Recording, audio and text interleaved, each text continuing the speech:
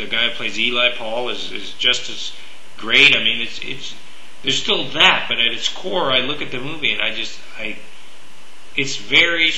not one of these movies that everyone's just like, well, it's great, it's amazing, it's a masterpiece, it's nominated for everything, and I'm like, I can understand why people aren't, because this isn't people. It's not a very it's the rise and fall of this guy. It's not about how he gets money and then he betrays everybody that he loves, because you're like, well, did he ever love anybody to begin with? I mean, this was a guy that was, did he go in the movie the same way that he came out? Was the success? He was already successful. It was like he already had oil wells. He already struck success. It's like he had already been successful in this. It wasn't like this was the first time that he got money and then that showed the change in him.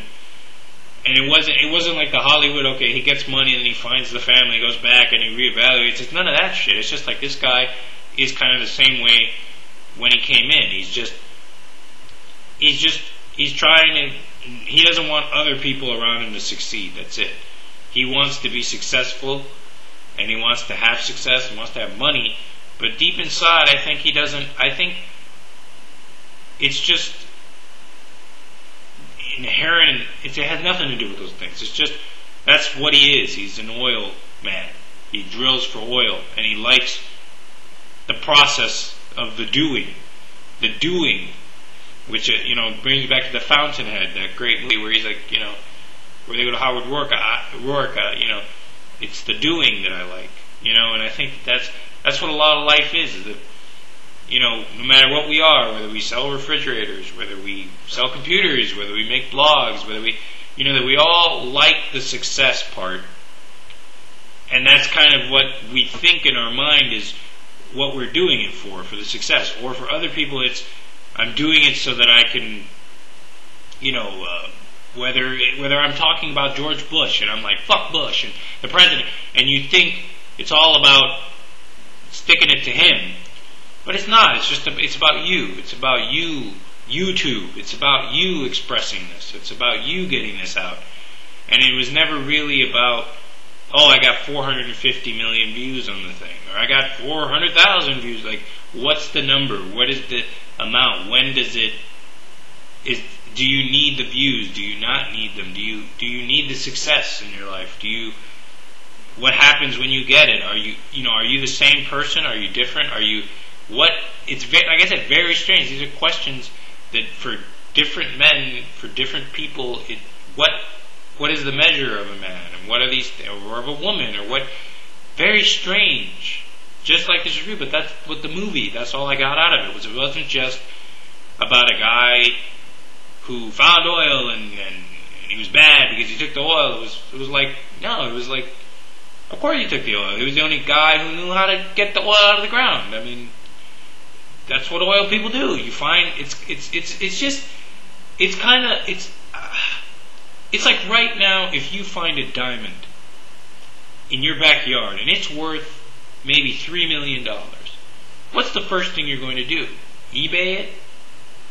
You're going to go to a Plainview. You're going to go to a guy who knows what it is, how much it's worth, and hopefully they'll be honest enough to tell you what it's worth and not screw you out of it. It's kind of like a mechanic. Like, hopefully you're able to find someone that goes, this is worth $3 million, period. But the reality is you're only going to get $1 million, whatever, because this guy that I know, that's how much he pays, and he's going to do some process that he's not going to buy it, or he's going to try and drive. He's not going to give you, it's worth $3 million, but you're not going to get $3 million for it. And that's the thing. Like, it's just that process of, are you thinking about the money? Do you keep the diamond? What is that? It's that craziness of how, like, you don't understand that world. You don't understand that business. But it's that symbiotic necessity of both, where that diamond seller needs you to find diamonds for him so that he can go sell them. And even though you might not get the majority of the money, and even though they will, it's very, like I said, very strange. What does that mean? is it just about the money? Is it just like, it's like I said, I'm gonna have to stop talking about this movie because I know I haven't made any kind of sense on this movie, but that's what I love about this movie, is that it doesn't make any sense to me about how people who can live a life like that, working for success, finally having success beyond their wildest dreams, and they're still miserable or unhappy, or they can do what they do at the end, where they just destroy a life for no reason, to just destroy a life, not help that person, not just go, hey, I've been there, I know, but a hatred in them to go, no, nobody helped me, I'm not helping you, fuck you, or I'm going to crush you because somebody crushed me, or I don't want to help you, or just this kind of, that strangeness, that it's just, like, what compels a person to be that? It's just, it's crazy, you know, and but it's understandable, because, like, I'll say one final note, at the end of this movie, this is what the movie just shows, what a masterpiece, and speaks about humanity, me, whatever. When he kills Eli, and he says, I'm finished, the first thing I started thinking about was not Oscars, or, you know, whether we get nominated, or what list it would be on, or, you know, the first thing I started thinking about was,